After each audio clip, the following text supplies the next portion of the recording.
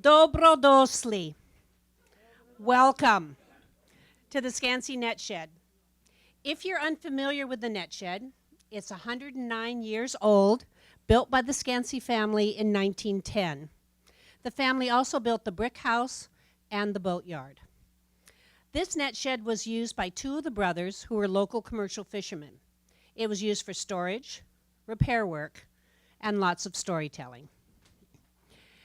To continue that storytelling tradition, this evening's event is called Girls Fish Too. This event is sponsored by the Skansie Net Shed Foundation. We are a nonprofit, all-volunteer organization, and our mission states that we are an educational organization dedicated to the preservation and advancement of fishing family heritage as it exists in the people, places, vessels, skills, and stories of Gig Harbor's commercial fishing industry. Tonight, we have invited 6 female fishermen to share stories about their experiences in the commercial fishing industry. Linda Pitcher and I will be your moderators this evening, and we are both on the board of the foundation. So now let me introduce our panel. When I introduce you, will you just raise your hand? So Glenda Huff has been fishing for over 50 years and is still at it.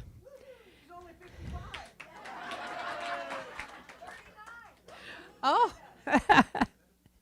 she returned from Sitka, Alaska just 2 weeks ago, where she long lined for black cod. Wow. Nancy Jerkovich belongs to a 5-generation Gig Harbor fishing family. She fished with her father for over a decade and remains active in her family's fishing business. Shelley Parker has fished with more Gig Harbor skippers than anyone on this panel and has manned every position on the boat.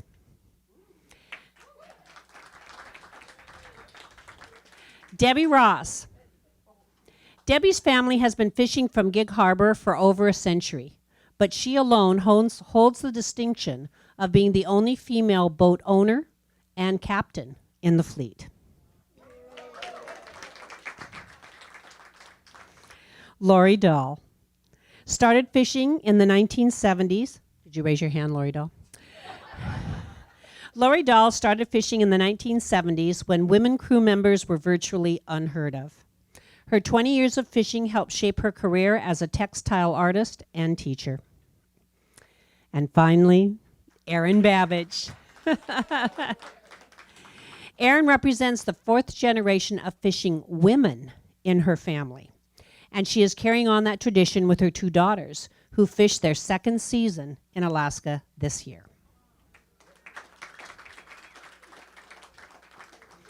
So I'm now going to turn it over to Linda Pitcher. Hello there. I'm Linda Pitcher. I'm an anthropologist and a volunteer here at the Net Shed. Hire. She knows nothing about microphones. I moved to Gig Harbor 9 years ago when I fell in love with the story of this town, and it has been my honor and privilege to work with heritage families ever since. Hello.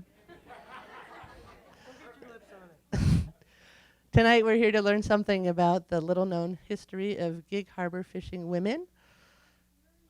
So without further ado, let's start the show.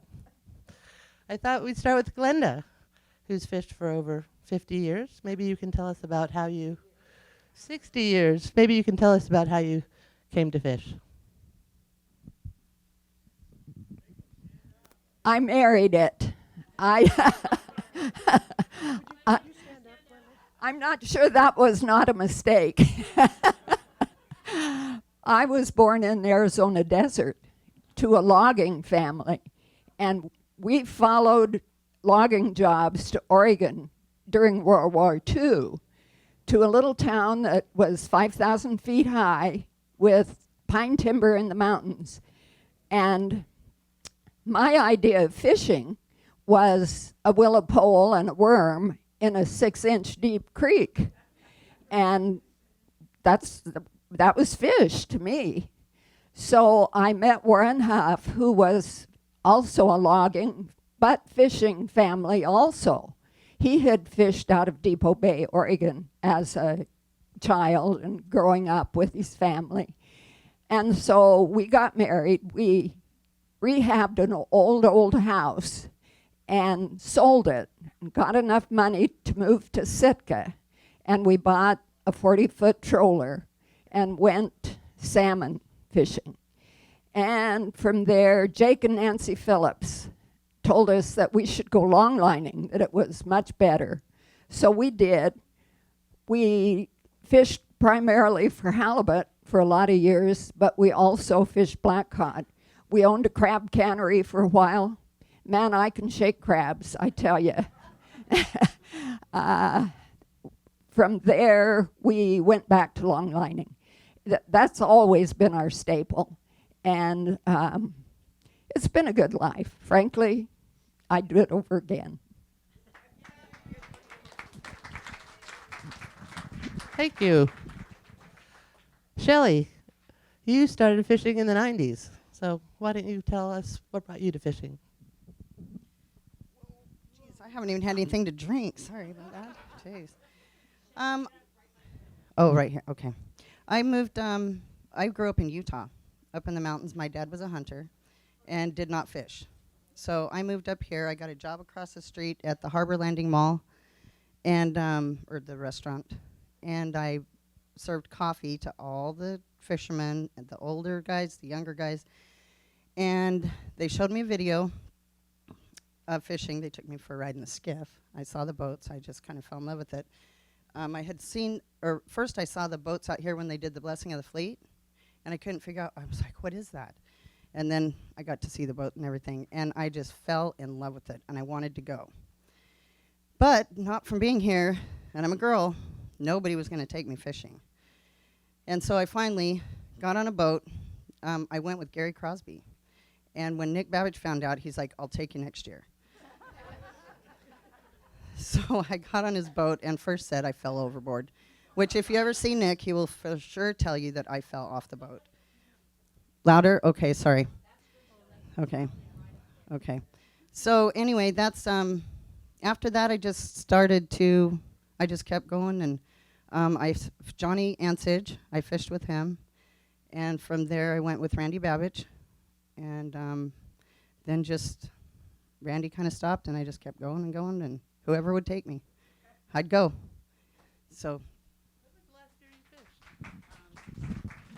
2016.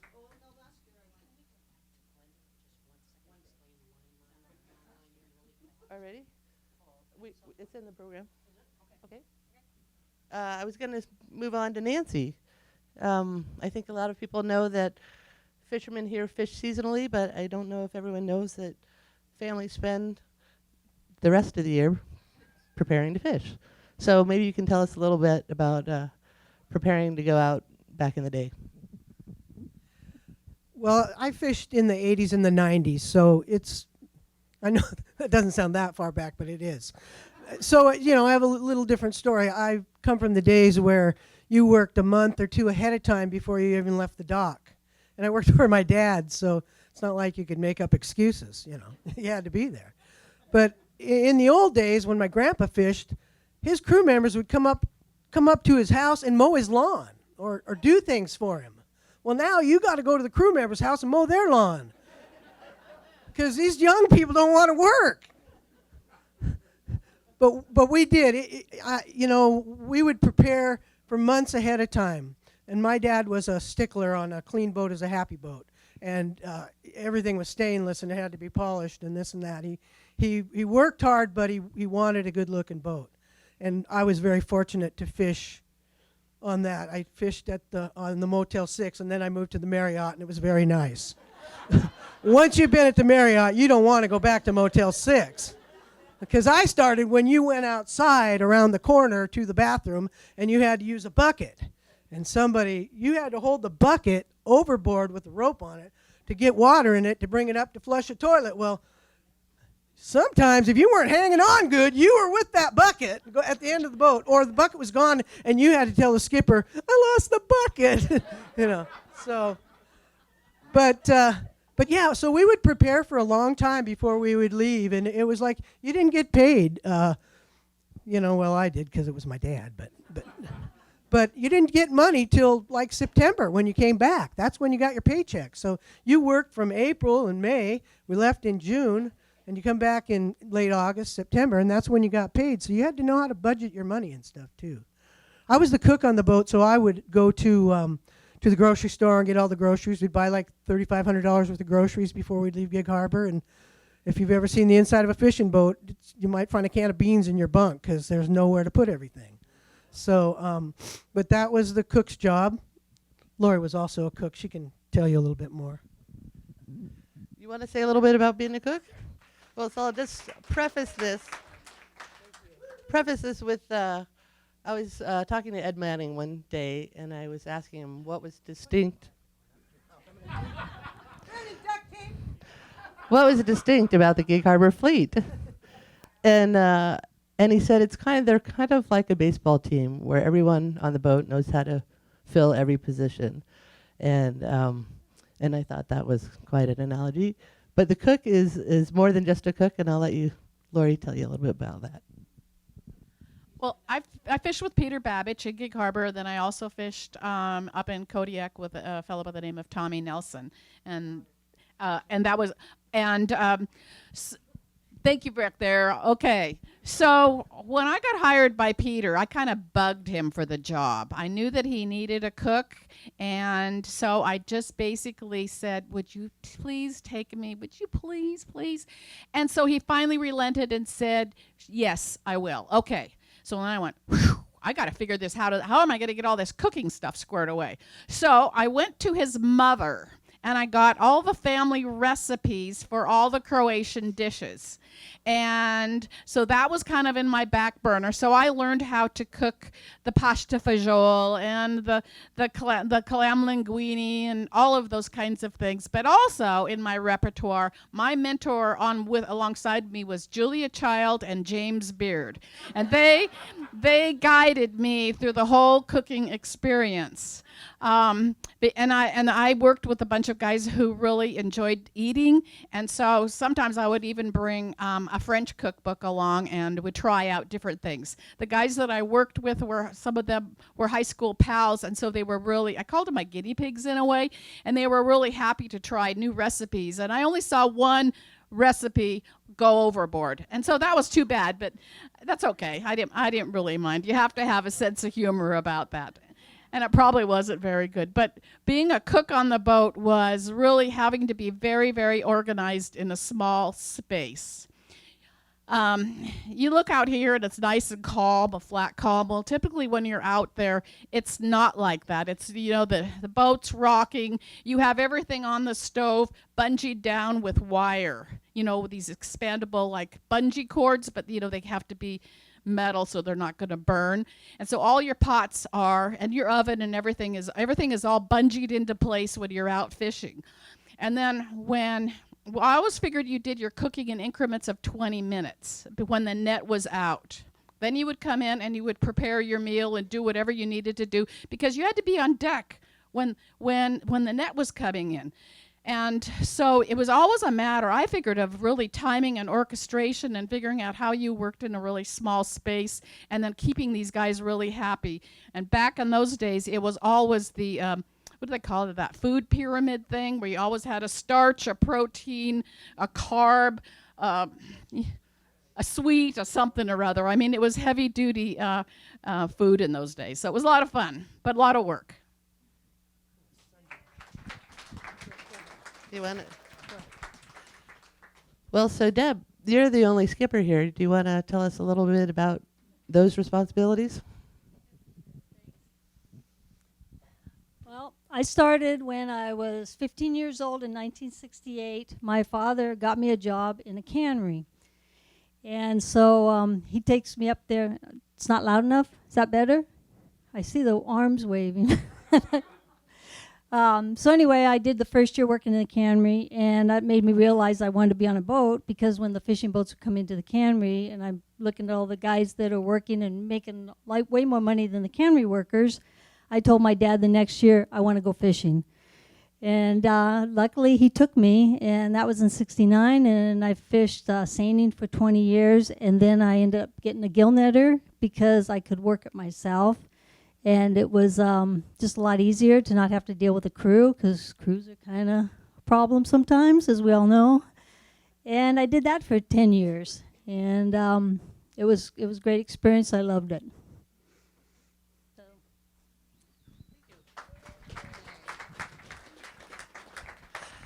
So, oh yeah.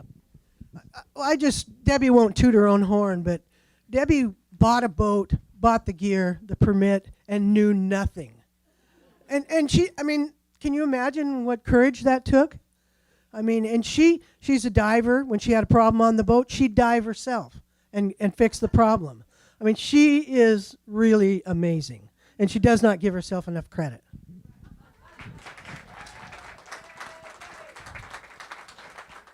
Well, since you're bringing attention back to Debbie, another thing I remember about you is your very first time out fishing for real was a halibut derby.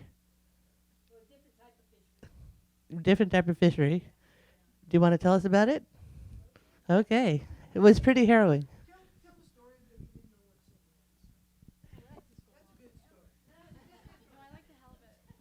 Okay. So when I started gill netting, the price, it was in 1990, and the price of salmon just dropped to nothing because the farm fish came on the market. So my first year fishing, I realized I'm not going to make it. I'm not going to make my boat payments, my permit payments. This is not working well for me. So I decided I'm going to go halibut fishing. I knew nothing about halibut, knew nothing about longline. I had my brother, he had a seiner. He took my gill net, all that up to Petersburg for me because I had no room on my boat. And then I used his leftover gear because I couldn't afford to go out and buy my own. And all I had to do was buy hooks. And so now I'm trying to figure out how am I going to do this. I have no idea. A friend of mine was going to go with me at the last minute. He decided that he's going to go on another boat because it's a bigger boat. Of course, he's going to make more money than going with some dumb girl. So now I'm like have to go by myself. And so last minute I took my cousin Cheryl, who's in the audience here somewhere. and she was here. One morning and said, I used to rent from her in her outhouse, or not outhouse. Anyway, she's like, Cousin Cheryl, I need you to come over here right now. And I go, what's up? And she goes, well, I'm going to go halibut fishing, and Rex, bagged out on me. And I go, so I looked at her and I go, so are you asking me to go with you? Of course, my father was a fisherman, but I have never been on the boat before. So I had 2 jobs. I quit those jobs and sailed off to Alaska with her. Wow. And being how she never fished, she never knew nothing. She was like watched the video on the way up. How to tie ganyons and do all this stuff, and how to bait our hooks and do our tubs. That's all we knew. And it was the best experience of my life. And like Nancy said, she does not give herself enough credit. We were in a big storm one day. I can't remember where we were. We were taking waves over the top of the boat, and she looked at me and she goes, Cousin Cheryl, are you scared? I go, should I be? And I go, I got Grandma Busich's rosaries in my pocket. We're going to be okay. We made it through. So thank you, That's great. So, Erin just got back from fishing yesterday. And I thought maybe with Jan or Margaret's help, we could take a look at the map, and maybe you could point out the way, various fisheries our fishermen fish at and what happens along the way. Thank you. Thank you.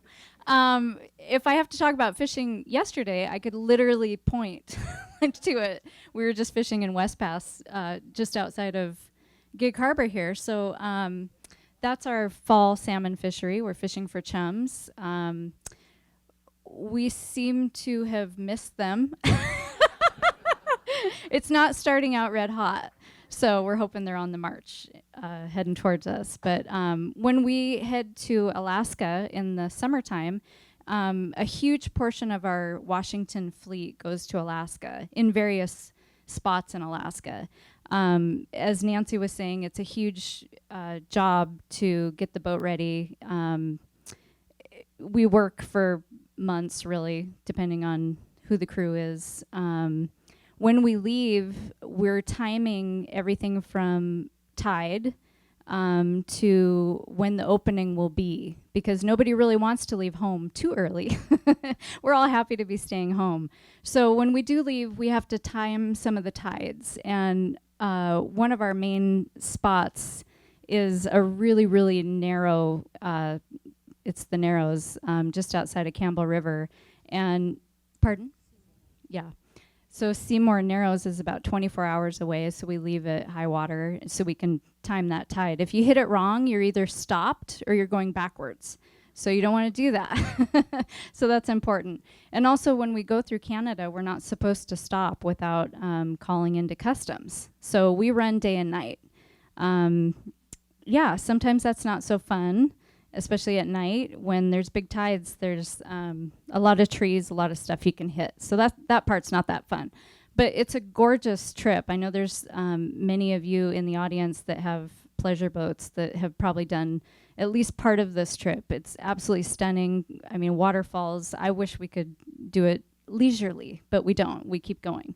So our fleet fishes really all over Alaska. This is just from Washington to southeast. It's about 72 hours for us to get to Ketchikan running day and night. So we've got 3 open ocean spots. We hit Queen Charlotte Sound. Sometimes you roll around there, and then Millbank, and then Dixon. Entrance is between Prince Rupert and Ketchikan. You can sometimes roll around on these trips, but so yeah, 72 hours to Ketchikan. That's usually a good spot to stop for fuel if you need it.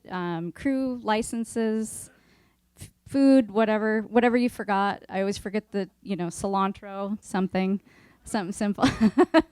So, but yeah, our fleet goes out to the Aleutians. I see a Paratich in the audience. Our fleet is all over the place. So the 72 hours to Ketchikan is just the beginning. Southeast Alaska, there's different permits for these different areas of Alaska. Southeast is long, and so from one end to the other is many hours. The guys that are heading out to False Pass, Kodiak, Prince William Sound, they cross the Gulf of Alaska, which is a couple days trip. Sometimes that's not so nice either. So, oh, the spirit bears. Oh, we were going to talk about critters. I forgot. We were talking about some of the animals, some of the neat things you may see on this trip. And I remembered my dad, when I was a kid, one of the islands that you go past is Princess Royal Island in Princess Royal Channel. It's one of the bigger ones. And it's hard to see on this. It's by Bella Bella, if you can see Bella Bella on the inside pass. Anyway, he was going along and saw something white. And so he took the boat over that way, and it was a white black bear, and it's a color phase, and they call him a spirit bear. And so I've never seen one, and I don't know if anybody's heading that way, but look out for the spirit bears, because they're a color phase of a black bear. They're rare, and you could see them on the inside passage. So yeah.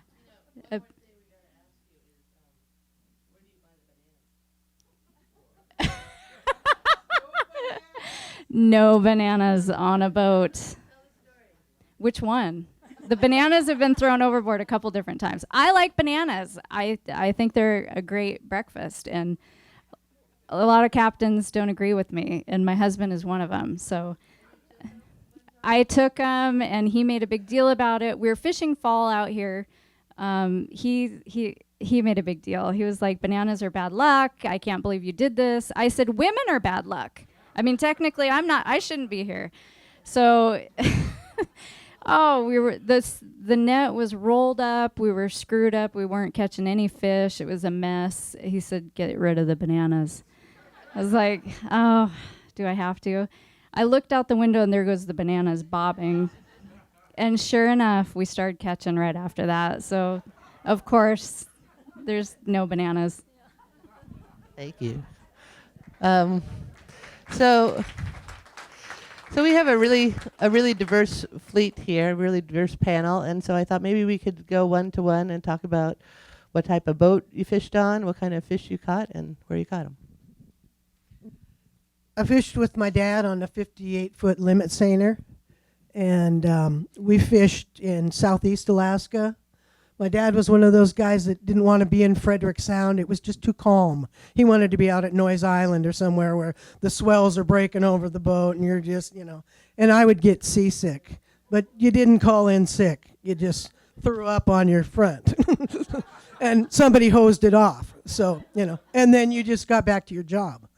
And like Lori was saying, the cook has probably the toughest job on the boat. Now, the rest of the crew might not agree with that, but the cook's the first guy up and the last guy to bed. The cook is the guy that, you have a captive audience. It's not like they can say, hey, I'm going out, I don't like this. So, eat it if you. But when you get on the boat, I was surprised when Lori says she tried different things with her crew. My crew usually was a meat potatoes crew. But every day, it was a Sunday dinner. You cooked every day like you would for Thanksgiving or you had 6 hungry guys. And then we started in the middle of the night. You start at 2 a.m. and you're working till dark. And it doesn't get dark up there. That's what they forgot to tell you. So, anyway. All right, pass it along. Glenda, you want to tell us a little bit about longlining? Well, what you see here are nets. Longlining, there is no net. What you are fishing is 5 miles of 3/8 inch poly line, leaded, so that it will sink. And there is a hook every 36 inches attached to a 36-inch string that holds it up to the long line. So the idea is get this laid out on the bottom without snarls. And this is idiot work. I tell you what, the gear has to be coiled into a coil about this big round. And each hook has to be laid exactly right so that it will not grab the line. Also, each hook has to have a piece of bait on it. So the old-fashioned way of doing that was a man sat at the hauler and he coiled. Hardest job you can imagine. Your arms and your shoulders just cry out. And then he separates the skate of gear. A skate is 1,800 feet of line. You have probably 15 of those, maybe 6 miles long is a string of gear. So he separates a skate. It goes back to the doghouse, and the baiters very carefully recoil this gear, putting a bait on every hook. And if it isn't just exactly right, you have a snarl you can't believe. We used to, the snarl might be the size of your head, or it might be the size of a Volkswagen. So you bring this aboard the boat, and we would chuck them away somewhere and take them home. We called them driveway snarls because you could string them out in the driveway and have room to work on them. But my husband said the way you get new things going is you get a lazy man to do it. So he invented an automatic baiting system for this longline gear, which was a forerunner of the Mustad system, which is totally automated and got rid of the coiler and got rid of the guys coiling and baiting by hand, got rid of 3 crewmen. Insurance for a crewman is about $3,000 to $4,000 a piece. So you've saved 12 grand right there before you even start. And granted, the system costs a lot of money, but in the long run, you save it. Plus, you can fish far more gear than you possibly could baiting it by hand. So when you set the gear, leave it out for about 4 or 5 hours, depending on whether or not it's sand fleas on the bottom or whatever. This gear is probably 2,000 to 3,000 feet deep. So you're hauling under a great deal of strain. And if the weather is horrible and the boat's going like this, you're washing your fish off. So there's great skill in, we call it running the roll. That's the man that stands at the hauler, just at the rail ahead of the hauler, and takes the fish off. And the whole thing is idiot work. You know, it's just the same thing over and over again. But that's fishing. And everybody tries to have the ability and the knowledge to do anything. Warren would never let me run the roll. I did everything else on the boat, but he couldn't do that. But I didn't have Julia Childs. Mine got meat and potatoes, and they got a salad for a couple days, and then after that the greens were gone. And just their rule was just lots of everything.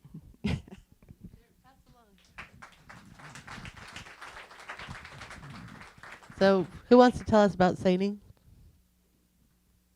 Anyone? Go ahead. Can you do it? Yeah, just basic. We've got a picture of it right here. I'll hold it up while you speak.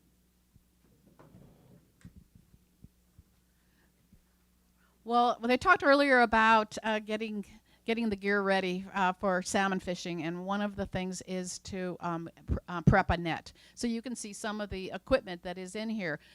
Typically, a net is about, for a salmon seine, is about 1,800 feet long, and it will be varying in depth based on the different fisheries, probably from about 3 to 4 panels of different mesh sizes, of 4-inch mesh that are about 100 meshes each. And then you have a cork line, which is the top. That's the part that floats. You have the belly of the net, which is like the web, which is the net part. And then you have the bottom, which is the lead line, which holds it down to the ground. And you have a series of rings that are running through the very bottom that are an inch. These rings, they have these big lines that go through it, and they pull them together, you know, like a drawstring purse, and that's why they call it a purse seine. You have a skiff, a big skiff, and the skiff is probably about 40 feet long, high-powered skiff, and it will take one end of the net, and it will peel it off the deck of the boat, and it will run parallel to a shoreline. So you're making like a semi-arc. Okay, you hold that set for X amount of minutes, typically about 20 minutes or so, depending upon the tide, depending upon the amount of fish that you're seeing, any jumpers or whatever you see, and then you are closing it up. So the skiff comes and meets the bigger boat. They pass off the lines. You're actually drawing up these lines onto winches and bringing up the bottom of the net, and then it's a matter of putting the net onto the deck of the boat, so that you have a person on the corks, 2 people on the web, and then typically a person on the leads, and they all have to go in order on the back of the deck in a nice, neat fashion. And you have to stay on the boat while you're doing this if you're rocking back and forth. Sometimes that can be a little dicey. You have to get your rhythm to get the leads onto the bar. And you have to pile a neat, beautiful cork pile, because it has to go off easily and without effort the next time. Then you hope you have a bounty of fish when you come to the end.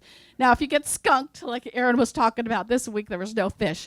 That's a bummer, because you get to the end of the net and you're hoping that you've got this big pile of fish that you can lift this big, massive amount up on the deck with a winch and put it into the hatch. And you do that over and over again. So that's kind of seining in a nutshell. And everybody can add a little bit to that, I'm sure.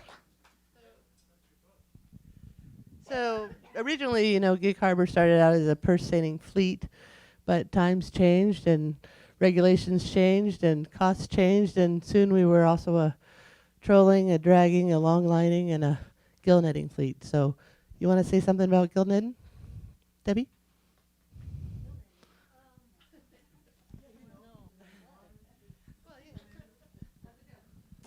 Well, when I started gill netting, it was in 1990, and like I said earlier, it's kind of the fish market went kind of bad, so just kind of had to pummel it through. But I never gill netted before ever in my life either.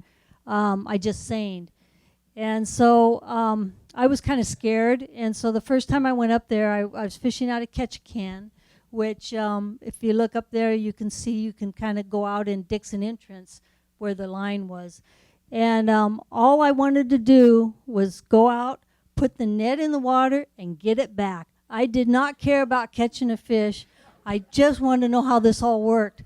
I was working at the time when I bought a boat in Gig Harbor from Nick Markovich, and my brother took the boat to Alaska, and he parked it in Ketchikan. I jumped on there. I was coming down from Prince William Sound. I was working on the oil spill, and I came down and I jumped on the boat in Ketchikan. Now, I've never ran this boat. All I did is take it from Nick's dock to our dock, which is maybe 50 feet. So I find my boat in Ketchikan. I get on it, and I just have not a clue what I'm doing. And I go out in the middle of the ocean, and I drop the gear, and of course I get it wrapped around the prop. So now I got to put my dive gear on, go down and get it off.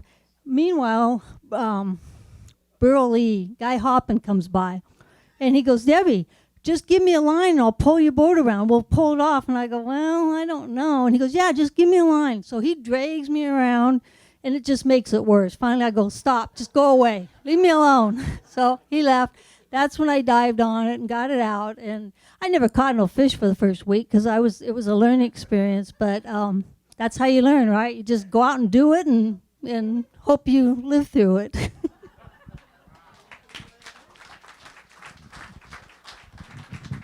Thank you. So I think Nancy's burning to tell the burning box story. I think I'll let her do it. Well, you guys are also serious. You guys think fishing is a real serious thing.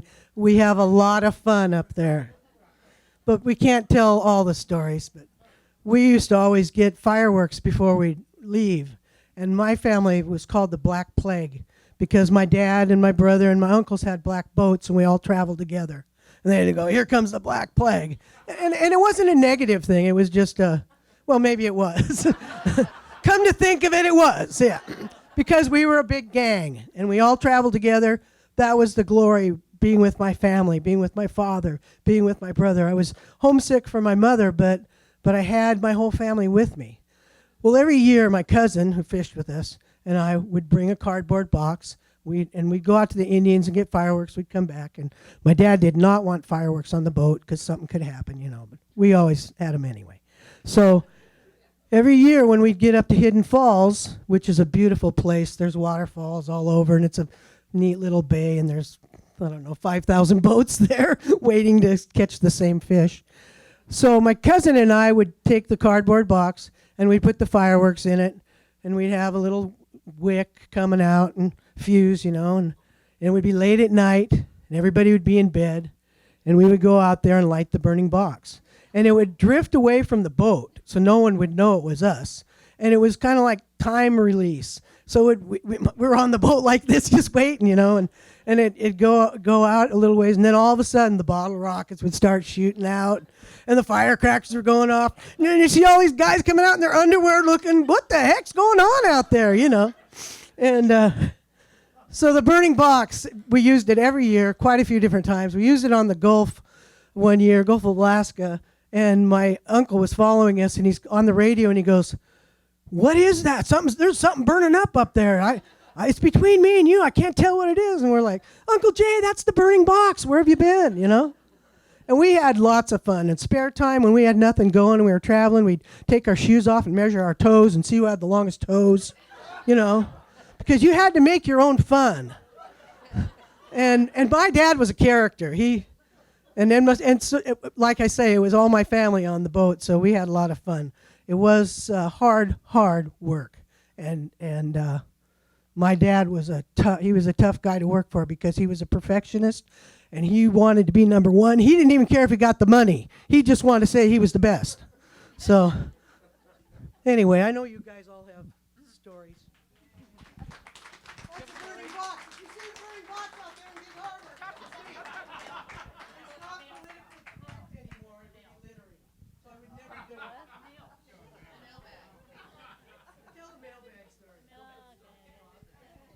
Okay. Another thing, like Nancy says, we all just tease if you had new crew members, you just couldn't help but tease them, because they didn't know anything was going on. And one of the things one time we were traveling up, and I walked up to the wheelhouse, and a couple guys are sitting on watching the steering.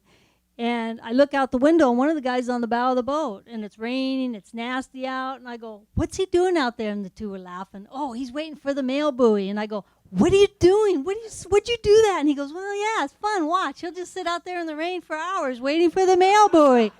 I go, "No." I go, "Don't do that. That's mean." So I walk out and I tell the guy, "Come on in." I said, "There is no mail buoy. When we get to Ketchikan, then you can mail your letter." But they have so much fun with guys, the guys will be guys. Mm-hmm.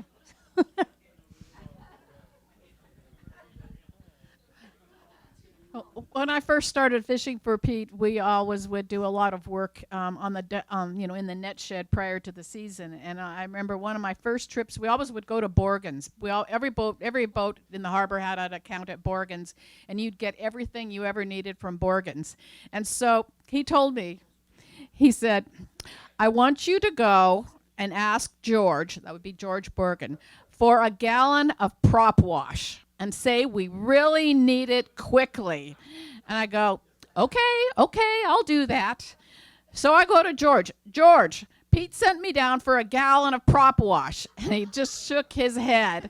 If any of you know what prop wash is, it's the propeller wash when the boat is in motion. It does not exist in a gallon form. So you have to have a sense of humor. And, and sometimes you were the brunt of some of the jokes, and it's all okay. It's all in good fun.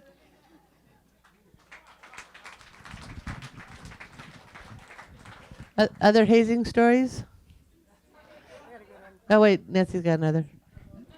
My cousin Darren had been in a serious car accident, and he had this big scar across his forehead. So one year we had a new kid, and he was young, and he was thinking, "Man, this is going to be so cool being on the boat and stuff." And so we're up in the pilot house, and we only do these things when my dad is sleeping, of course. But we're up in the pilot house, and my cousin and I are steering, and this other guy comes up, and he sits where Darren was, and Darren goes, "No, that's where I have to sit." And the guy goes, "Well, why?" And he goes, "Well, because of the compass." And he says, "Well, what do you mean?" He goes, "Well, I got this steel plate in my head. If I get too close to the compass, then..." So the guy's kind of looking like, well, that could be. And so boats now have jog sticks. You don't turn the wheel like you used to. There's a jog stick. So I'm on the other side, and every time Darren goes for the compass, I turn the jog shift a little bit, and we go this way. And this kid is like, "Man, that's amazing. You could steer this boat with your head." And you'd have to know my cousin to know. And I do. I steered this thing all the way from Gig Harbor, And we finally kept doing it so much, my dad comes up and says, why are you guys weaving back and forth? And we're like, "Well, there's a lot of stuff in the water, But that kid, finally, he said something to my dad about it, and my dad goes, "Are you kidding me? They told you." That is not true, but... Thank you. So, Lori, last year you told us about how important it was to weave web on the boat and what you do when something punches through. So maybe you can take us back there again. Well, going back to building the nets, I kind of talked a little bit about what the structure of the net was. Well, when I started fishing with Pete, I was going to school up at Western, and my degree was in fiber arts and in textile design. And so I was really savvy with, I was weaving. My degree was in weaving, and so I was really pretty savvy with working with the threads, and my fingers were really adept. And so when it came to working on in the net shed of sewing the web together, we would always have these races to see who could, they called it kuji, which would be lacing the strips together. Who could do it the fastest, because it was a mundane job, but you had to do it right and you had to do it fast. I was always one of the fastest, and I think it's just because of my background of working with textiles. My fingers knew that memory of working with the fibers.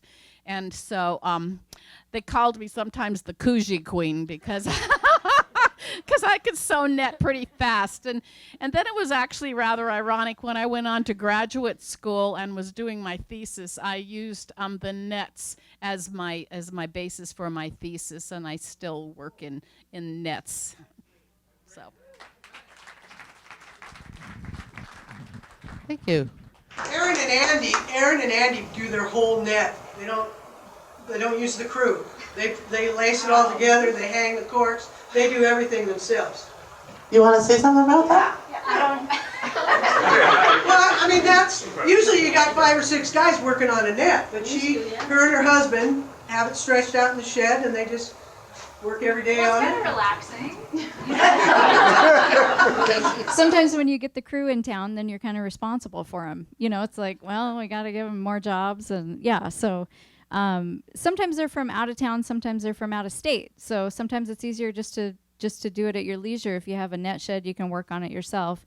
As Lori was talking about, it was a huge job. Now there's many captains that drop their nets off at companies that work on the nets for them and rehang them. So really, it's, I don't want to say a lost art, but when it comes to crew members, there's a lot of guys that really don't, not that savvy with it. So yeah, and some of the captains just like to do it their own way. So. Well, speaking of crews that please captains, Shelley, yesterday I was talking to Randy Babbage, and he said that you were one of the best crew members he ever had. And well, and he said part of what made you such a great crew member is that you just had an incredibly positive attitude. And he said he remembered one day when you were fishing and there was some kind of regulation going on where you could only keep the females and not the males. And he said he remembers looking out the window and seeing you standing in 5 tons worth of fish with a big old grin on your head and in the pouring rain. So I would like to know what makes you so happy about fishing? Oh, what makes me so happy? I don't know. Right up here. Okay. I fell in love with it.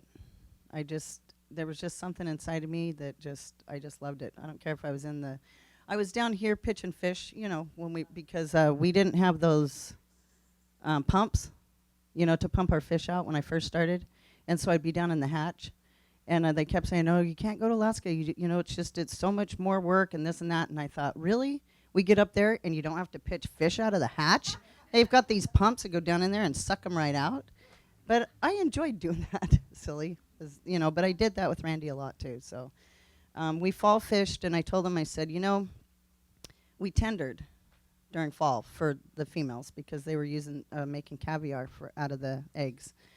And I said, why don't we get the guys down here? Why are we just you and I sitting here all day waiting for the boats to come and unload? I said, why don't we fish, send our deck, and I'll just stay with you, We'll go unload them, tomorrow morning or whatever in the middle of the night.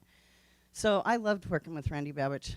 He was, I think I probably fished with him the most, or for the longest amount of time. I fished with a lot of people, but like I said. Pardon me? Who do you remember fishing with? Gary, yeah, Gary. But we never really did, we never set the net with Gary. We lost the anchor that night. We were dragging for it the next day, and I'm like, I don't know what this is all about, but so then I fished with Nick, yeah, and then Johnny, then Randy. Let's see, then Munkers. He's the one that put me in the skiff, which Johnny had told me that there's no way I could have done it because I was too scared. But I don't know. Ask the captains. I don't know. Oh yeah. So we did that, and then that actually led me to. I was living in Westport, and they did sardines down there, and I walked into Ocean Gold and said, "Hey, I want to get on one of those boats for sardines." And he goes, "What?" And I said, "I just got back from Alaska. I'm a skiff driver." He goes, "What? A girl skiff driver?" Okay, come down. And so they hired me there, and then I ended up in California fishing squid and. Prince William Sound, I got to go up there with Mikey in 2016. So it's been a good life. Thank you. So, at least 3 of you up here come from multi-generational heritage fishing families. 2 Croatians and a Scandinavian, 4th generation Scandinavian. I'm just wondering if you could speak to that, what it means to carry on the family tradition, and who would like to start? You want to start? I was kind of born into this. I take my hat off to these women up here that had to kind of fight for it and ask and beg and want it. I was pretty lucky. The door was open for me with past generations of commercial fishing, and the town I'm from in Alaska is, we're behind women in the industry 100%.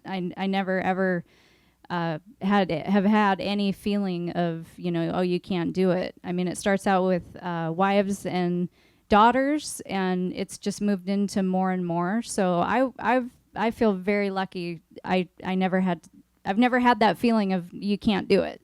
So I definitely want to pass that on to my girls too. They can do it. So yeah, this is multi-generational. It's special. It's our heritage. It's different. It's hard work, but we're so proud of it. So yeah, it's something to hang on to, and we continue to do so, and we're just proud of it, period. Men, women, we're just proud. So yeah, it's a good life.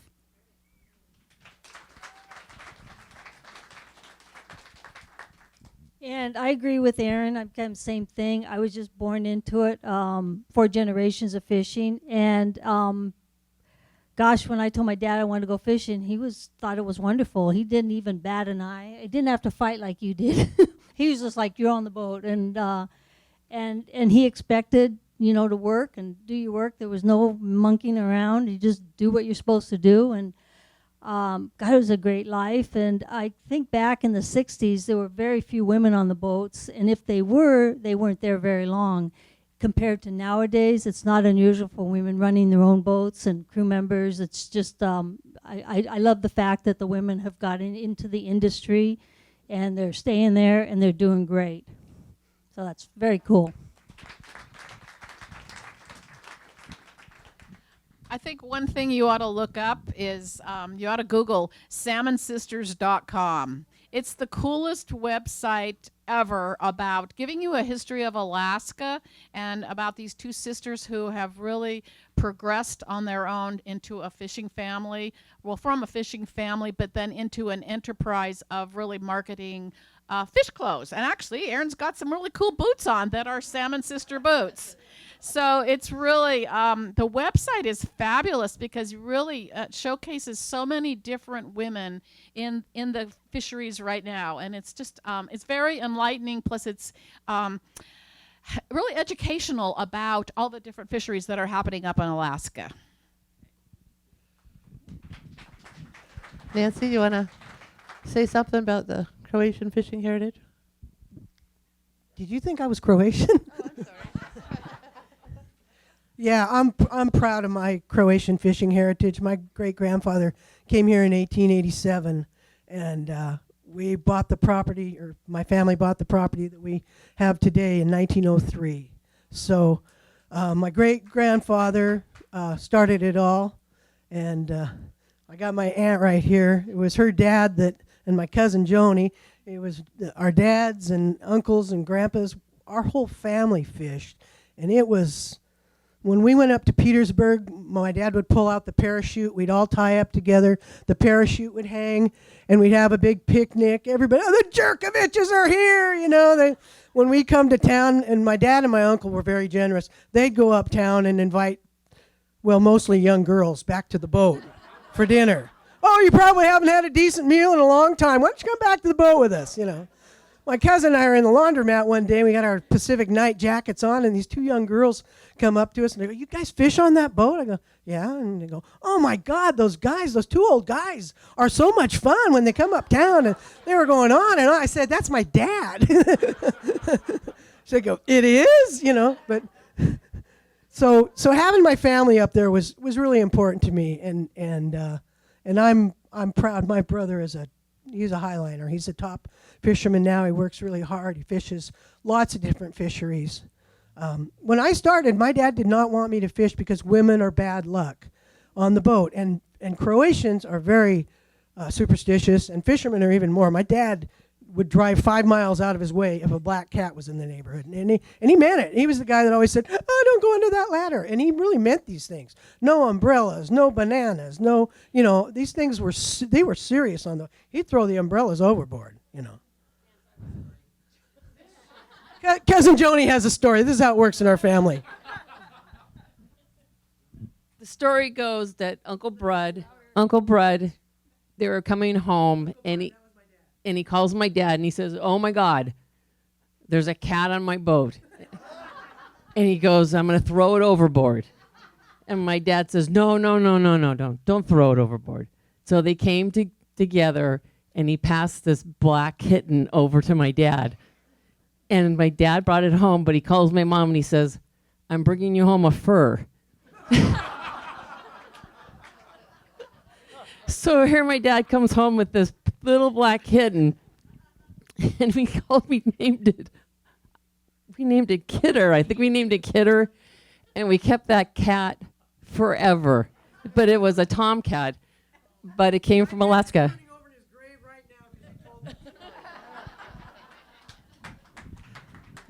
Well, I'd just like to say that we have a lot of multi-generation fishing families here, and I know the Babbiches, the Rosses, the Jerkoviches have all been fishing in Gig Harbor for over a century. So that's something to be really proud of. But these days, it's hard to call people to the trade, and I was just wondering, maybe we can ask each of you what you think draws people to fishing, and what are the qualities of a good fisher person? Well, you have to be a team player because you're on a 58-foot boat with 5 other people. There's always one guy that's some weirdo or something. I don't know. My dad really knew how to pick him. I think he picked one weirdo to come on the boat so we had somebody to pick on. We can't have 6 normal guys because then what are we going to do? But yeah, right. Gosh, I think my NyQuil's wearing off, or my DayQuil's wearing off. My NyQuil hasn't kicked in yet. So where was I? I've regressed. I'll pass the mic.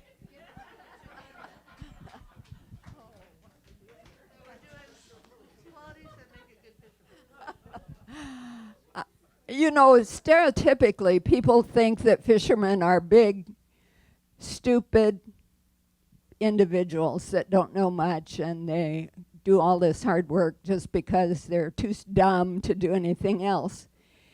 And I'll tell you the truth, I worked for the Speaker of the House as an executive administrative assistant for 3 years. I met with the governor and the whole legislature. I'd put a fisherman up against any one of them any day, because think about it. You have a diesel engine, you have generators, you have alternators, you've got navigation equipment, you have technology, you have electronics, not to mention all the other stuff. And when it goes haywire, you got to fix it. Your gear's out there. Your season, your year's living depends on it. We'd spend 10 grand on some piece of equipment, and within an hour, Warren and his buddies had it in pieces, either on the hatch cover or the galley table, figuring out how it worked. Because that's how you keep the boat going. And the boat plays first fiddle, period. If you have a lousy season, any money you make goes on the boat. You keep the mortgage on the house on wheels, in and out, Fishermen pay, I don't know if it's like this now, but it was when we were fishing, prime plus 2%. And the government considers fishermen and farmers in the same light, except farmers get subsidies. Fishermen do not. If you don't make it, you're just screwed. You keep your credit good, You know, the boat gets fixed, the bills get paid, you get a job so you can eat through the winter. There's never any question about spending the money you made on the boat. It's just what you do.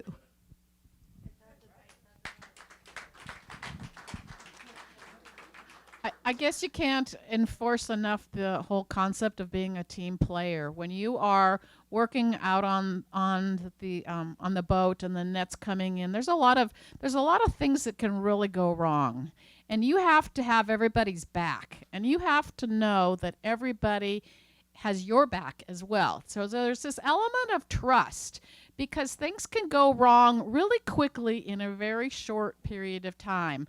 So I always considered it a ballet, in that everybody had to do your job, but you were always looking side to side to see what else was going on, just to make sure that everything moved smoothly. Safety was a huge, huge factor. It was never underestimated.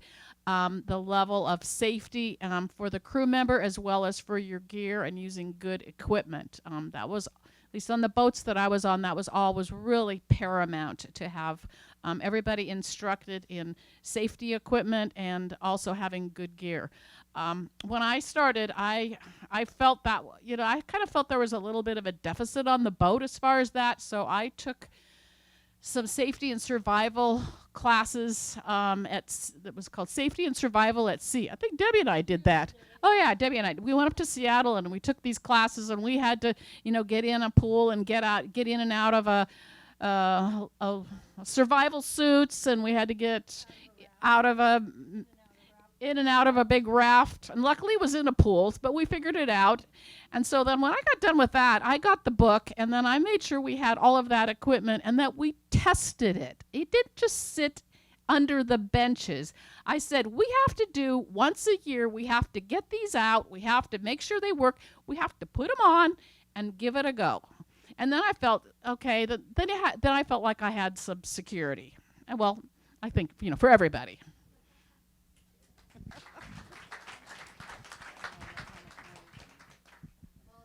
Well, I kind of believe that ingenuity, you have to have that when you're on a boat, because you never know what's going to happen. I could tell you a story when I was fishing with my husband on the neck of Queen, Dick Moeller. We were traveling in Chatham Straits, going to fishing grounds, and I had to go down the lazarette, which is the bottom back of the boat, because we keep our butter and eggs and stuff in there. So I just casually, I'm cooking, I casually open up the hatch covers to go down there, and the water is bubbling in. And it's like half full. We don't know this because we're traveling along. And I'm just like, and I run up to the wheelhouse and I go, something's wrong, something's going on. I says, the boat's sinking, it's full of water. He goes, take the boat, just point it to the beach and run her on the beach. I go, run her on the beach? We can't do that. And he goes, just run her on the beach. And he left. So I'm the only one up in the wheelhouse heading towards the beach, not having any idea what's going on back behind, which was really kind of, scary. So anyway, I kept going and going and going until I almost got to the beach, and they come back and they go, you're okay, stop. So what happened is the stuffing box came undone, and water was coming up through there.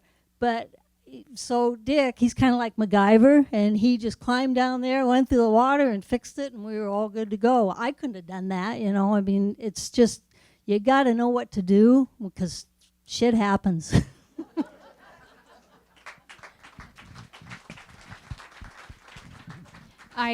You totally agree with you just don't know what's going to happen. And I totally agree with Lori. The content of a good crew is just a willingness to be a team player, and also just being safety conscious. I mean, we're all in a game of trust, and sometimes at the beginning of the season it's kind of a weird deal, because you can all be basically strangers, and you're kind of putting your life in these other people's hands, as far as what can break, what can go wrong, hydraulics, keeping an eye out for each other. So yeah, being a team player, being safety conscious, having a good sense of humor also comes in handy. Just being a good roommate. It's close quarters, very close quarters. So all these things make for a 58-foot boat to feel pretty small. So yeah, being conscious of each other is always a good thing.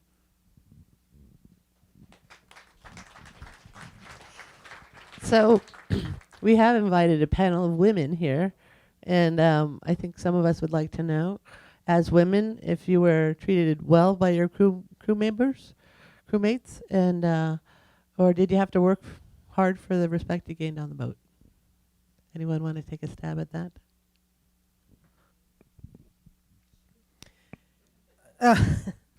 Well, my dad was tough. He was a guy that you had to give 110% all the time, which was fine because we knew that's what he expected, and he ran a pretty tight ship, and a lot of that he was very, very safety conscious. The weather can change in a heartbeat, and if you got too many fish on board, you know, I've seen boats go down. I've seen boats tip over. Anything can happen. You can get your foot caught in a line. A ring can hit you in the head. There's a ton of things. My dad got his hand split open one year. His finger, you know, and you're 6 hours out. It's not like you, and we didn't have anything on the boat but liquor, you know. So, and my dad didn't drink. So, but your crew is so important because safety-wise, if something happens to one guy, it happens to all of you. I mean, it can, you know, because it's the domino effect. But I don't think in all the years I fished we ever had a guy that wasn't a decent guy. I mean, even the ones that didn't know anything when they started, if they had the idea of working with a team, then they came along okay, and it worked good. Once in a while, a guy would be lazy and worry about what the other guy was doing. Or you'd get the guy, this was one of my favorites. Well, that's not the way we did it on Adam's boat. Well, you're not on Adam's boat anymore. But you could be, so you're doing what Brud wants on this boat.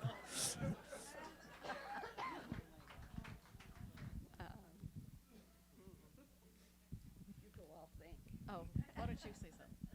What was the question? Treated differently. I don't think so. And if I was, I didn't know. I think one guy, he was a punk kid, came up. We had somebody leave, and he didn't like the fact that there was a woman on the boat, and he didn't last long. So, bye. I did, yes, yeah. I wasn't leaving. I always felt I was treated just like I was a guy. I mean, we're all treated the same. We all expect to do the same amount of work. Like Nancy was saying, my dad, when somebody come on the boat and they go, well, we do it this way on here, my dad would say, there's a right way, there's a wrong way, and there's Adam's way. Here we do it Adam's way. This was on my dad's boat. And I just kind of grew up with that. I knew not to, when somebody started arguing with him, I just like, oh, shit. I just looked the other way because I knew it wasn't going to be pretty. He didn't put up with that.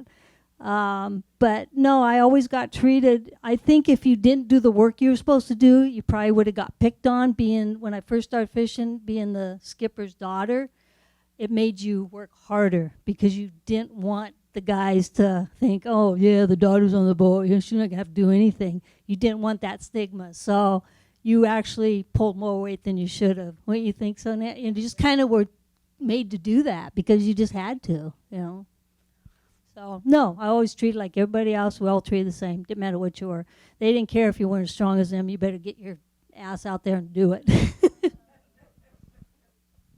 Yeah, I agree. I think sometimes I was the captain's daughter, and when I was a teenager, I think I got picked on more. I fished with some doozies. Oh, boy. This is bringing back some memories. Man. But I think it had more to do with just being young. They made me the cook. I think I was 13 or something. I had no idea what I was doing. None. And they ate it, though, because they didn't want to cook. So they didn't complain too much. But, yeah, no, I think as you keep going, you know, and they realize you're doing the same things they are, it's fine.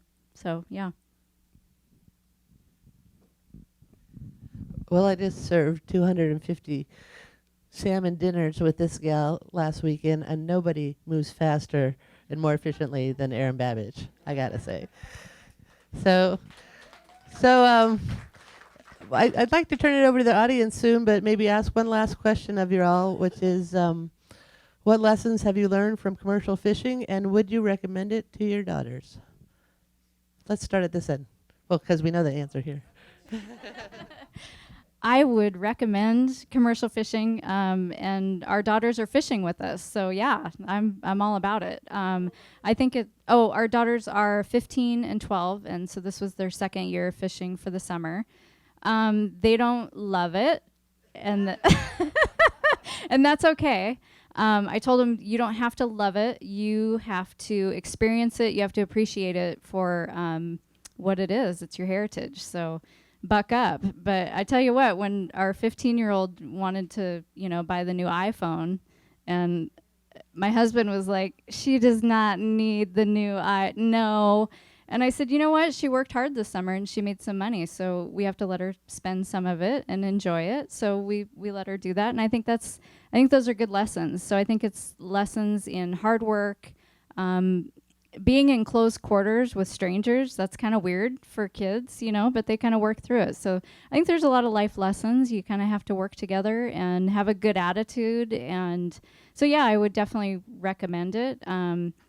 For someone who has no background in commercial fishing, I probably wouldn't recommend going out and buying a boat and a permit. Go crewing first. See how you do with the seas. If you get seasick, that could be game over, So no, I would recommend it if anybody's interested, but don't buy in right away. Try it out. Yes, I would agree. Fishing's it's a great way of life. I think if a female has a chance to do it, I'd say go for it. Not only fishing, but with tugboats, there's just so much opportunity on the water that you can work your way up to a lot of different licenses, a lot of different jobs, good jobs, port captains out here. It's just unlimited what you can do, and I think absolutely I would tell anyone to go in that field. It's a great job, just such a great experience. I think it's very powerful. The feeling being on the water is just something I can't really explain, but it's definitely worth doing. Yes. I agree. After I left fishing, I was a high school art teacher at Bellarmine, and I would always tell my students, you never know what door is going to open, and you need to be there and be ready to take that opportunity. I had no idea I was going to go fishing. It was just one of those things that kind of happened, but I had no idea how it would become such an important part of my life and my character and who I am. And so I would always tell my students that, just say, don't close any doors. Give it a try. You never know what is going to be coming, down the pipe, and what's going to speak to your heart. Well, I'm different, I guess. I would not recommend a young gal go fishing, and here's the reason. She should go crew and go to college, and then she needs to be a plumber or electrician or a doctor or something. And here's the reason why. A permit costs $500,000. I don't know what a salmon permit costs, but a black cod permit's $500,000. A boat's $2 to $3 million.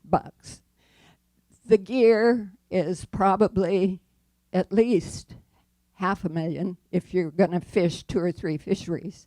If you're going to fish 2 or 3 fisheries, you also have to buy permits for them.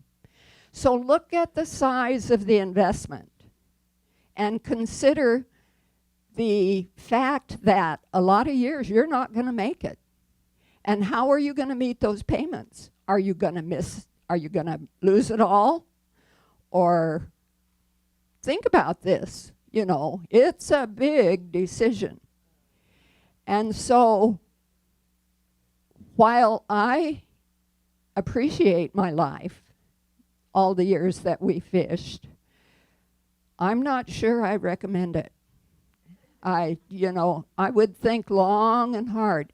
The uncertainty of income is an ongoing thing that you deal with. It's one thing to have a good season, but you have 2 or 3 good seasons, and then you have 2 or 3 bad seasons, and they generally kind of follow each other. So by the tail end of the second season that you haven't made it, you're in tough shape. And the income uncertainty is really something to deal with. So, you know, if you're going to go fishing, have something to fall back on. Maybe a nurse or, you know, a rich husband or a loving father. But think long and hard. It's a big decision. Thank you. Last year, Glenda's, that was much more diplomatic than last year. Last year, Glenda started out with, hell no. So thanks for elaborating for us this year. Nancy, you want to say something? I would recommend it to young people, women, men, but it is a young person's business. And Aaron, you're young, so enjoy it. The rest of us, you know, I mean, when I fished, we didn't have all the modern equipment. I mean, we did some, but nowadays they put the cassette in, and it takes them right to the place where they're going to go fish. And you know, there's just so much more automation and stuff now. And the water rolls away, and you can see the bottom. You know. I think kids that are going to college or kids that are trying to figure out what to do, I think it's a good experience, and I would never give that up. I loved it. I got old too fast. That was my problem. And so because it's a young person's business, I remember jumping up and getting up on the boat, criminy. Now I can barely make it up the steps, you know. So it's a young person's business, and a skipper can go a little longer, but if you're a crew member and you're working hard and you're constantly wondering if you're going to make it this year or not, like Glenda says, it's a tough business in that respect. But I think kids that are going to college, they go through the summer, earn a little money, go back to school, and then they figure out what they're going to do. It's a good step to something else. And a lot of guys, you know, my nephews are in their 30s and they fish. They're making a career out of it. It's getting a little tougher, but Erin's kids and her nephew, her brother-in-laws are, you know, fishing. So I definitely think it's a good thing to go try. Great. Well, before we turn it over to you guys, I just want to thank the panelists. Thank you for coming. And round of applause.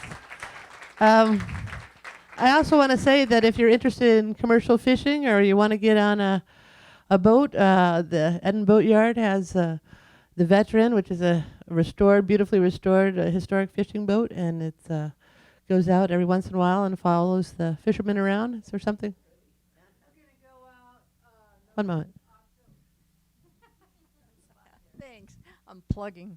We're going to take Veteran out October 23rd, October 28th, November 5th, and November 7th, and go right up next to some fishing boats and watch and see how they do it.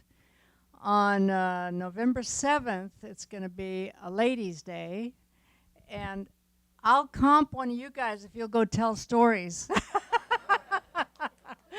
Anyway, just let me know if you're interested in going along. We have room for 6 passengers, 2 trips a day on those days. Okay? Thank you. And with that, are there any questions? Oh, Sandra, there you are. Can you tell me, how do you find your crew? I mean, and then what happens? You're out, and then somebody gets injured, and you have to find somebody when you're out there, you know, out up in Alaska, or, I mean, it sounds like it's not the same people who return each year, or there's. So how do you find your crew? Who wants to take that? You want to start? It's changed, hasn't it? Oh, they find you. Normally, back when I did it, we're talking in the 70s and 80s, you got guys come down the dock every day just begging for a chance. So they're looking for you. They find you, and you just got to kind of pick who you want to take. As far as getting hurt, you know, accidents happen. And a lot of times, say you have a crew of 5, somebody gets hurt, you just make it do with 4. You know, you just do it until you get to town. A lot of times I've had helicopters come down, take guys off boats in the middle of the opening, and you just do it. I don't know, I just do it. I can't really, you know, what it is. Yeah. I don't know. How do you find them today? That's how I got my old job back. We were shorthanded, and I said, "Well, I'll go." So, gosh, it's changed a lot, and I think Gig Harbor is unique in it's different than, say, in Seattle, where it's public docks and guys can walk on the docks and go boat to boat to boat, or the ports in Alaska, you go boat to boat, pound in the docks. Gig Harbor, all the floats are they're all privately owned, so a lot of times you can't quite get to the boat. So that part is a little bit unique to Gig Harbor. But now, social media, which is crazy, but there's actually commercial fishing job pages. So that's kind of been taking off, I would say. But in some of the other ports, it's still people just walking the docks. For instance, this summer we were in Valdez, and my kids and I left a couple weeks early because I didn't want to, you know, jumping overboard. Had to give them a little bit of a summer. And so there was a gal just pounding the docks, and I'm 5 foot, and she made me look like LeBron James. I mean, she was tiny, like tiny. And she had just gotten done fishing Bristol Bay. Bristol Bay, like any other fishery, is up and down, but it's been up consistently for, I don't know, 6 years now. So before, when Bristol Bay was not so great, guys and women would come back from Bristol Bay. They'd be looking for another job. They'd be eager to get on a seiner. Now there was like nobody because they made too much money. They were so anyway, this little gal, she came along and Andy hired her, and you know, so that worked out great. So it's kind of a combination now, but yeah, social media plays a role today, which is crazy. Other questions? I think my brother, he goes on Facebook or whatever and looks for crew members, but he's, you know, he gives the old, I don't want a smoker, I don't want a drinker, no cat hair, you know. And he says, but when the guys call you, nobody can fill that criteria. I gotta call him and say, well, I do smoke and I do drink, but I'm a really nice guy or whatever, you know. He's like, no, I don't want a smoker or a drinker. So it is harder to find. Stephanie? Yeah.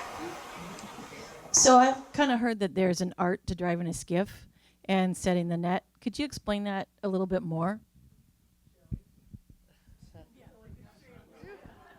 You're the only skiff woman here. So yeah, and they just go this way, that way, just you let go. I was always really nervous, as I'm nervous now. I could sit down and talk to you face to face and not be so nervous. I don't know why I'm so nervous, but anyway, they let you go. You turn it around. You just drive, like they said, either to the beach or if you do it. This was a good experience.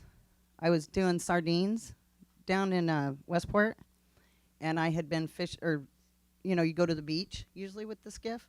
Well, this one, they didn't tell me. It was a round haul. I didn't know this. And so I'm just going. I don't know where I'm going. And finally, my headphones come in, and they're like, close it up, close it up, close it up. So anyway, you make a round haul. You come next to the boat. He goes, you only want part of the pie, not the whole pie. It'll sink the boat. And so, anyway, that's, you change lines, you go around, then you tow it so that the net doesn't, or so the boat doesn't, it keeps in shape, keeps the net in shape. I don't know. Did that answer your question? Yeah. That's a lonely job out there in the skiff. It is. The weather's nasty. You're bouncing. It's a lonely job. So actually, I don't know, people know that skiffs were not motorized until, the 1940s? So opening the net and closing it was all done with rope muscle power. Have you got a question? Oh, yeah. Can I comment? We had a guy that fished with us in the fall out here, Marty Busanich, and he was in his, I don't know, late 70s, 80s, and 90s. Now, he was pretty old. And the skiff man comes up to the boat, and he's complaining because of the diesel smell. And Marty grabs him by the front of his shirt and says, "You son of a bitch!" He's a very broken Croatian. He says, "I used to row that boat." He says, "Don't come up here again and tell me about the diesel." "I used to row that boat," he said. And that was tough. That was old style. Just wondering, how long exactly have the power blocks been in use? How Paretic. 1952? 6? Martin Paretic, who was not cousin of our Paratiches, but not Geek Harbor Paratich, but let's see, John Skansie's family, the Challenger, was the first boat to actually fish with, even though it wasn't developed in Geek Harbor, first boat to fish with the power block. Oh, who wants to describe a power block? There you go. It's a hydraulic wheel, I guess you could say. That it's like it's up in the air, so the net goes through the power block, and the wheel is rotating, and so as it's rotating, it's pulling the net in.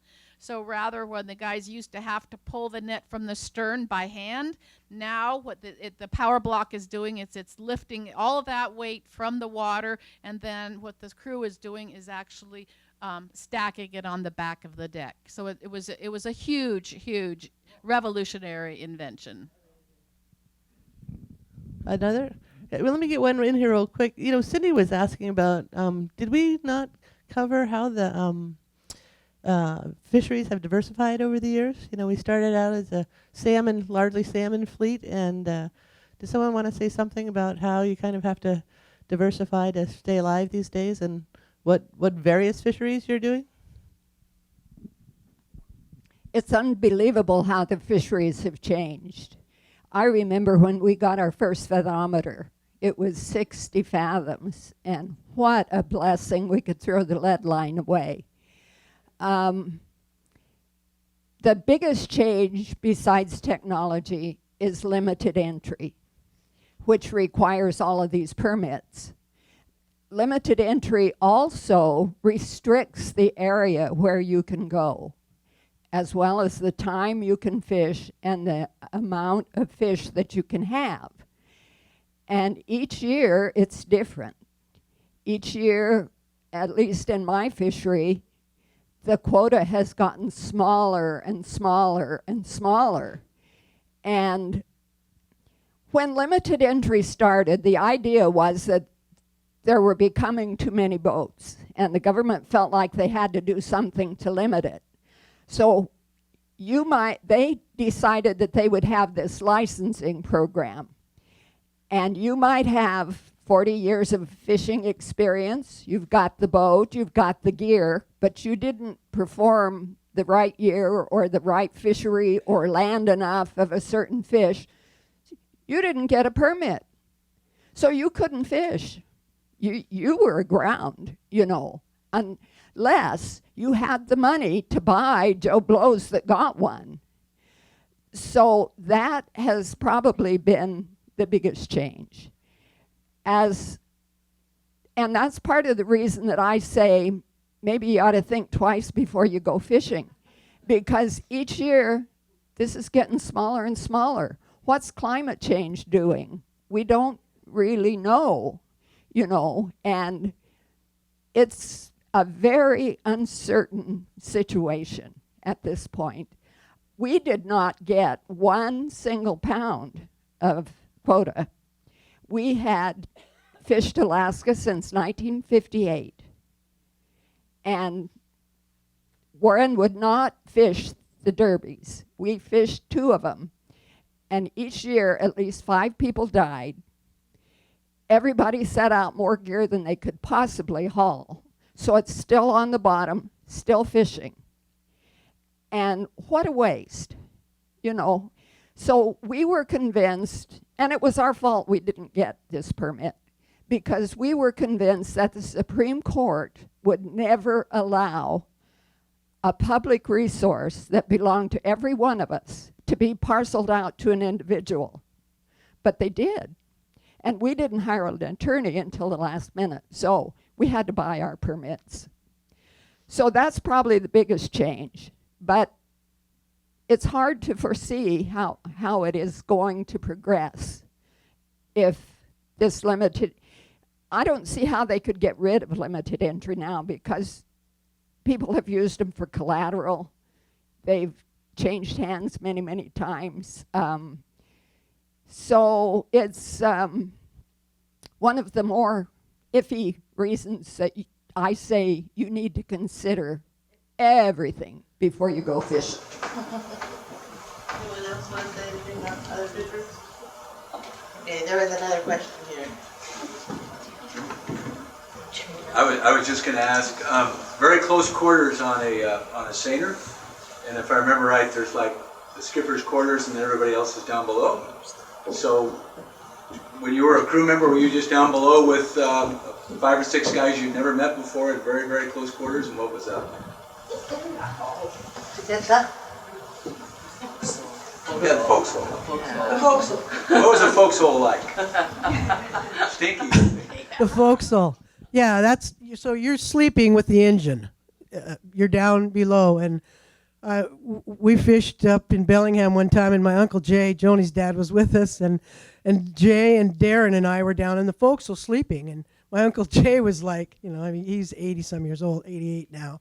Anyway, he's like, well, if this boat starts going down, I'm never going to get out of here. You two young guys are going to get out before me. And I mean, you think of that. You think, okay, if something happens, how am I going to get out of here? And because sleeping down there is no fun. Now, the new boats now, as you know, Jim, have most of their bunks on the main floor. And my dad had a stateroom, and I slept in the bunk above him. And at times I would sleep in the forecastle, but yeah, not a good place to be. It's not a place to make friends in the forecastle. Hot and stinky, yeah. I would either get up before when I cooked. There was the cook, so I would get up and get out of there. I had a curtain over my, so that I could get dressed. I'm small enough that I could get dressed in there with my curtain and then just jump out. And I'd get out of the forecastle before the guys had to get up. Just a quick story. Since Cheryl Ann is here. Cheryl Ann, where are you? Your son Robert was fishing with Andy, my husband, in California. And I was down there just visiting, and Andy was really sick. And so he has the stateroom. And I didn't want to sleep in there with him because he was so sick. So I went in the forecastle and just kind of made up a bed. And so Robert, he was out and about for the evening, and I was just all cozy in my bunk in the forecastle. He didn't know I was there. So Robert comes back, and anybody that knows Robert knows how animated he is. So it's pitch black in there, and I'm kind of half asleep, and then I hear him, and I'm like, oh, shoot, okay, now what? It's pitch black, and I'm like, oh, he's undressing.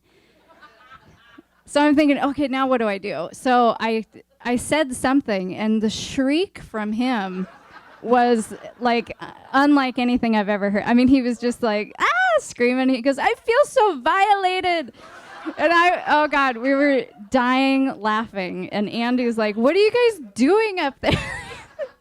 Oh God, we laughed so hard. So anyway, that was probably my first experience up in the forecastle. I was lucky I could sleep in the stateroom when I fished with my dad. Now I don't sleep in the stateroom. Our oldest daughter has the top bunk above my husband, and he snores. So I am perfectly happy in the forecastle with the guys, and they're just clean and tidy, and we just get all cozy up there. Yeah, I mean, it's kind of weird at first when, you don't really know each other, and then you just become family really quick, So yeah, we're all just, you try and be a good roommate, so. I know, we do. Nighty-night, sleepy tight. We have a fan. We all like the fan going. Yeah. A good sense of humor is important.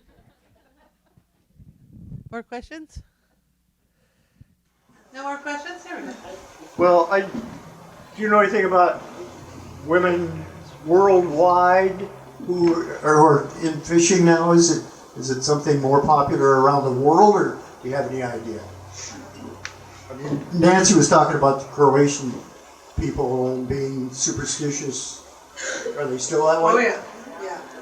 Yeah, it's bad luck to have a woman on the boat. Yeah, but you see a lot more women fishers today than you did, didn't you? When I first started fishing, and we fished in, one year we fished, a couple of years we fished in False Pass, so you're way up in the Aleutians, and it was horrible. I prayed every day that the boat would go down. I did. I prayed every day, please God, take us. And the other 5 guys were praying that we would be okay. So that was good. Their prayers were stronger than mine. But I did. I was like, oh, I can't take this anymore. It's tough business.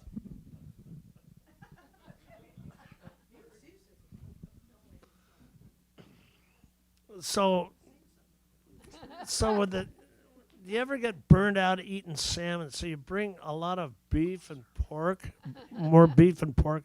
I'm just, because I love salmon so much, and it costs so damn much money at the, and black cod, oh my God, it's a delicacy. I mean, you must eat it all the time, right? Or do you get burned out and start eating the burgers?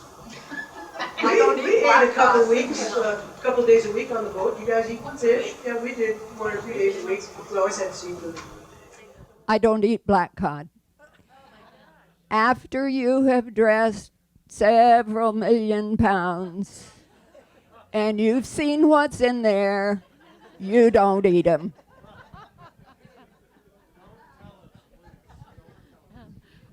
We would always have fish at least once a week, and I remember if we got a really nice big king, we would tie it by the tail and we would let it air dry for a couple days, and then on a weekend or whenever we had some free time, we'd barbecue it and would always invite whoever was around, because usually it was enough to feed an army.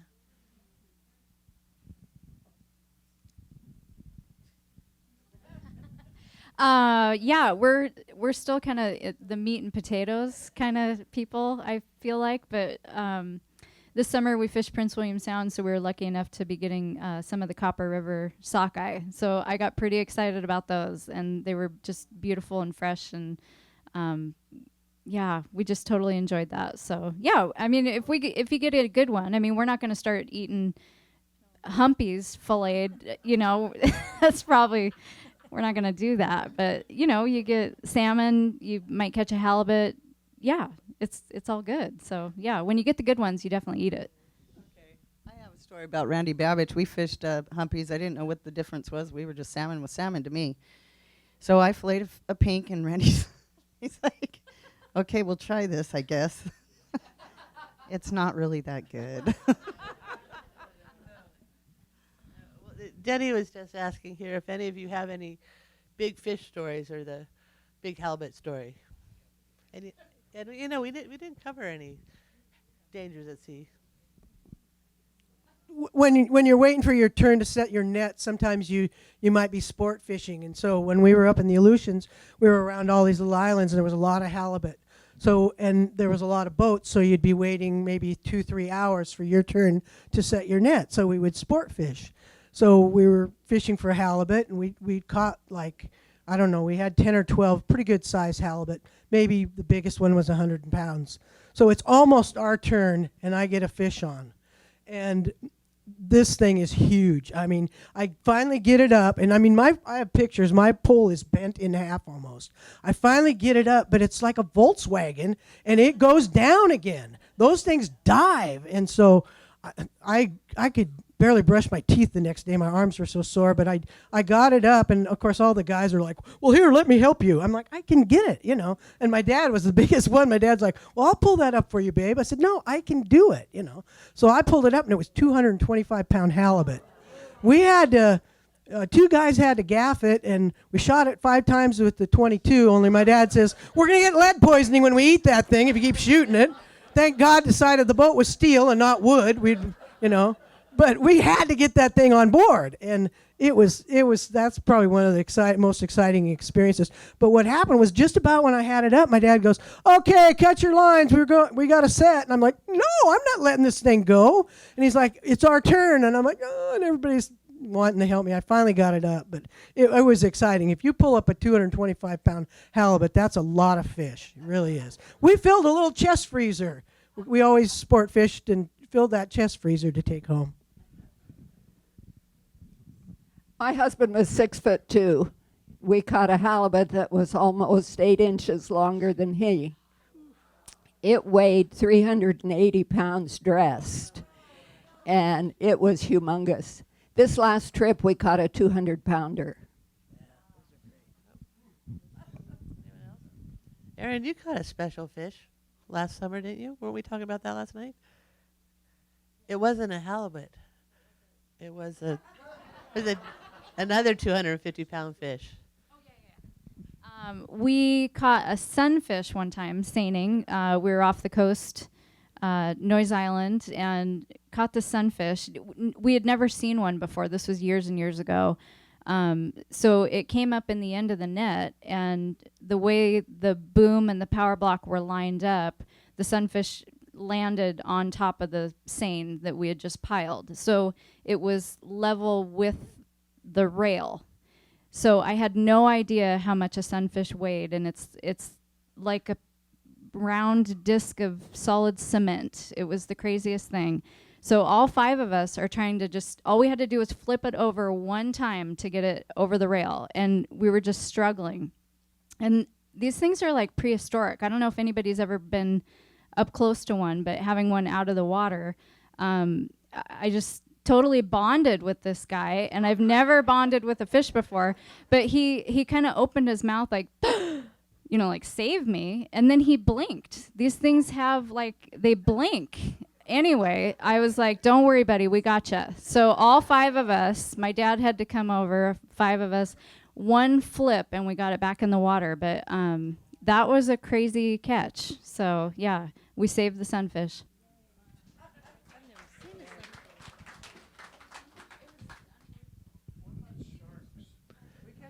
Sharks? Does anybody have a shark story?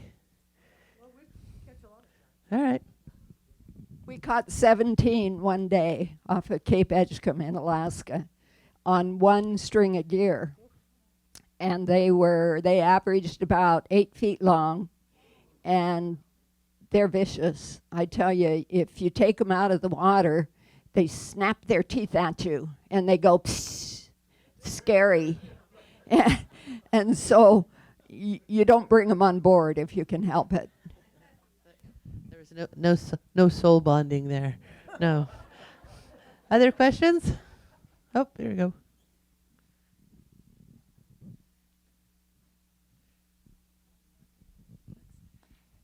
Were you who come from fishing families, were they fisher people back in the old country, so to speak, or did they start here? Mine were in the old country, and they're all, yes. Mine were in Croatia. Mine were in Croatia too. But my grandfather, when my grandfather came over here, he was a fisherman, but when he first came over, they went up to Buckley, Carbonado, Wilkeson, that area, and he was a miner. And he worked in the mines, and he hated it. He says, I don't even like being on the ground, let alone underneath it. So somebody told him about Gig Harbor, and he came to Gig Harbor and said, okay, this is better. This is more like it. Got the boat and fished and stuff. So yeah, that's why I always tell the young kids, I want you to get a job at Jiffy Lube for about 2 months and see how you like it. Because then when you go fishing, you'll realize that hard work is worth it. Because oftentimes, I would laugh, my nephews would say, well, Uncle Nick's always bossing us around. I'm like, well, he's the boss. That's what the boss does, Yep. All right. Any other questions? Is that it? Well, I would just like to thank you all so much for coming. We've loved having you. Please give yourselves a round of applause and a round of applause for our panel. And oh, do you know what date that is? Oh, no, it is. Anyway, stay, have some more beverages and some snacks and chat, and thank you for a lovely evening.